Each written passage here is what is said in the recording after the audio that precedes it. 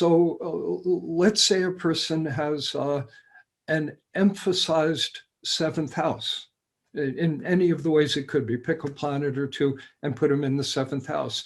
And so you're going to be talking about relationships as playing a particularly pivotal role in that person's journey. And there are ways to get it right and ways to get it wrong. When I'm looking at a big seventh house, one of my favorite ways to enter it, no matter how complicated it is to say you got two questions you're facing here in this lifetime.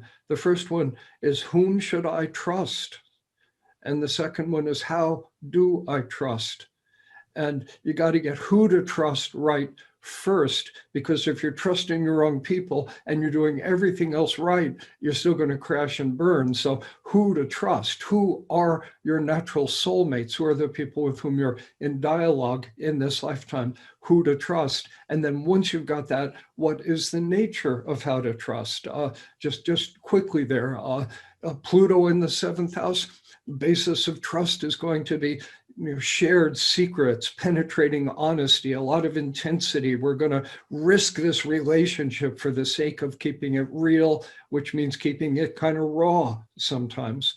What if we have Jupiter in that house? Well, you're supposed to be each other's cheerleader. Who to trust is somebody who believes in you, who doesn't nickel and dime you, who has faith in you and encourages you, and hopefully you bring that same gift. These are giant subjects, of course, but there we're getting some sense of how to work with a planet in the seventh house. Now here's where we come right back to Christy's question. So once we have that dimension of human intimacy figured out for this particular person, notice the next looming question.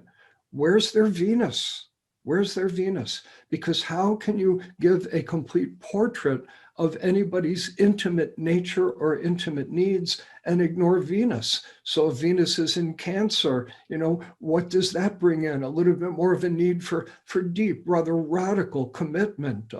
Venus in Gemini, free-flowing communication, change. This is a person whose intimate needs founder if a relationship simply gets boring, even if it's satisfactory in every other way. So the natural ruler will cast light on the nature of the house, and a full interpretation of any astrological concept, such as how do I fit into a relationship, will involve a look at the house and a look at its natural ruler.